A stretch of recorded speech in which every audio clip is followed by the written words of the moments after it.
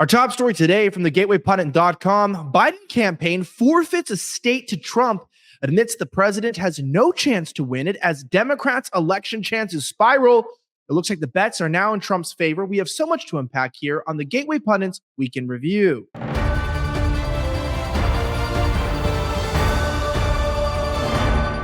My name is Elijah Schaffer, and it looks like things aren't going so well for the Biden campaign. The Gateway Pundit reports from Michael Austin, the Biden campaign actually gave up a state.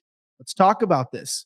We're not even halfway through 2024, and President Joe Biden's campaign has already conceded a one-time battleground state to former President Donald Trump for the November election. That state is none other than Florida, where I'm currently broadcasting from. Apologies for my lack of set design, as I am moving around the world right now. I just got here from Australia. Anyway, which has quickly turned up from the in-air purple to solidly red, thanks to largely the work of superstar Republican Governor Ron DeSantis. The premature concession came on Monday. During an interview with the digital media publication Puck News, Jen O'Malley Dillon, the president's re-election campaign chairman, acknowledged the Sunshine State and its 30 electoral college votes is a lost cause for Democrats. The interviewer, John Heilman, listed off some states, asking Dillon if the campaign considered them to be battleground contests. When it came to Florida, Dillon's answer was to the point, no, she said. Thank you, I was afraid you were going to lie, Heilman responded. The admission is a pivotal development given Florida's recent history of seesawing between Democrat and Republican in presidential elections, as shown on the political website 270 to Win. The state has the focus of Republican George W. Bush's razor-thin victory in 2000, and while Florida went for Bush in 2004, it voted for Democrat Barack Obama in 2008 and 2012. But Trump won it in both 2016 and 2020. Overall, Biden's prospects for re-election have not looked quite so good in recent months, and in recent weeks, the president's approval ratings have plummeted. Now, it's no shock to me that Florida is a red state. I'm a staunch Republican. You can see the house I just moved into. There's no furniture behind me, but I'm here. I'm voting for Trump, and many are as well. Do you live in Florida or know someone that moved there as well that is a Republican? They say, don't California my Texas, but what about Republicanizing your Florida? Well, our next story from the gatewaypundit.com talks about something even more sinister. Just in, the FBI turned off security cameras during a Mar-a-Lago raid. Legal experts weigh in. Christina Lila reports.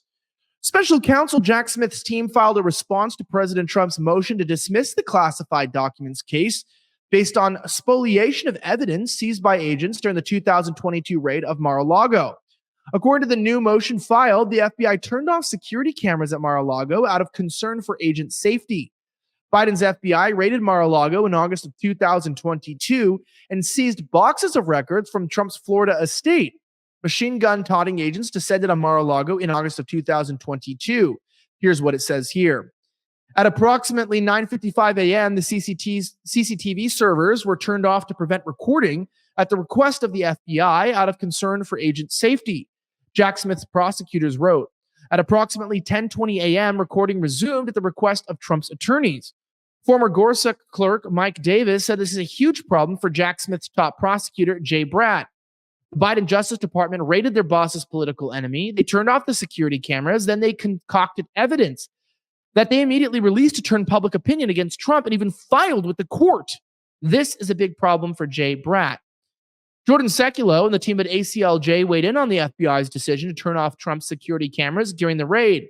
During the FBI raid at Mar-a-Lago, agents reportedly stopped the security cameras on the property, raising concerns about transparency and procedural conduct. The decision to disable the cameras sparked controversy and speculation over what occurred during the search. This action is likely to become a focal point in the ongoing legal and political debates surrounding Jack Smith's special counsel Trump trial. Now, you're not as shocked as I am. No, I'm not shocked at all. These bastards, these sons of bitches, and I don't mind my language there because it's true. These are satanic fools. They thought they could get away with it, but they're getting exposed. Every time they say Trump's a convicted felon, but on what charges? On what grounds? Well, you tell me. Speaking of interesting leaks, it turns out there was a top secret intelligence leak from the gatewaypundit.com. Underwater drone weapon Manta Ray was discovered on Google Maps. You can see the image there directly. A top secret underwater drone called the Manta Ray has been discovered on Google Maps. Satellite photos on Google Earth show the Manta Ray docked at Port Huneme or Huneme. I don't know how to pronounce it. Don't shoot the messenger, but it's a naval base in California. All my veterans, let me know in the comments how to actually pronounce that. As the Gateway Pundit previously reported, the Defense Advanced Research Project Agency, DARPA, tapped defense contractor Northrop Grumman to create prototype of the Manta Ray. Now, my family are Northrop Grumman contractors. My mom was, and so was my grandfather, but I'm not, so don't worry about that.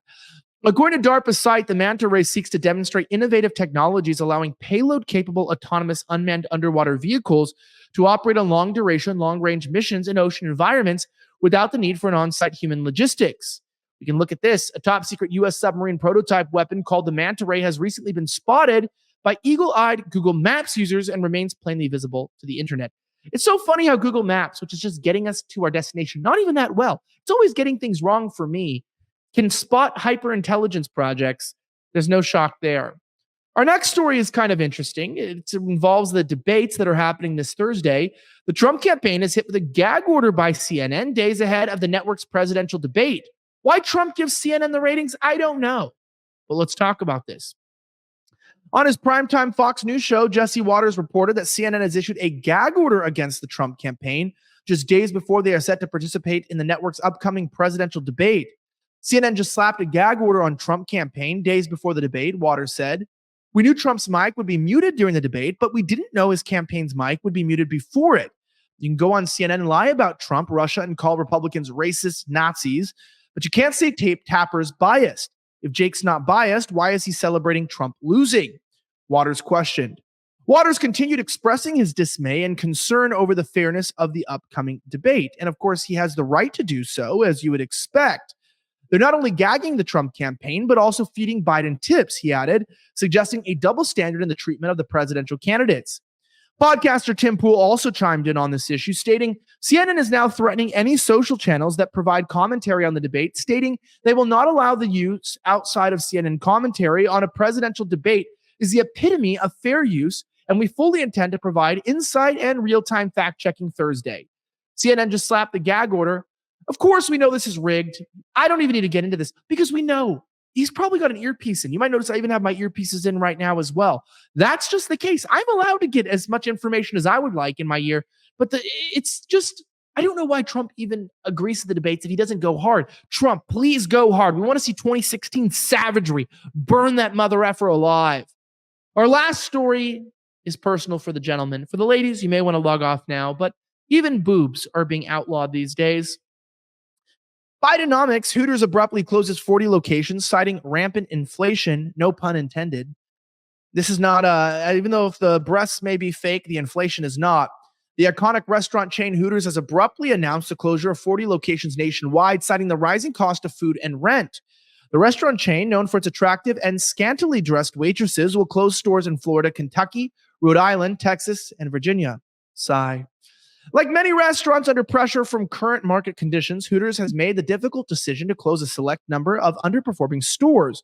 The Hooters spokesperson told the Daily Mail, "We look forward to continuing to serve our guests at home and on the go at our restaurants here in the U.S. and around the globe. The question is, maybe those globes are not as much of an interest. It's not a lot of time to think about hot girls in tiny dresses when you have hot weather and a tiny budget." Now, that's just to say life's tough today and people aren't spending as much eating out, whether it's at Hooters or anywhere else. I'd love to hear your comments down below. My name is Elijah Schaffer. Thank you for watching the Gateway Pundits Weekend Review. This is where we cover the top 10 stories in around 10 minutes of the last 24 hours. I hope to expand this segment with you to 5 days a week. It would be my pleasure. Have a great rest of the week, as always, and may God bless the United States of America. I'm signing out.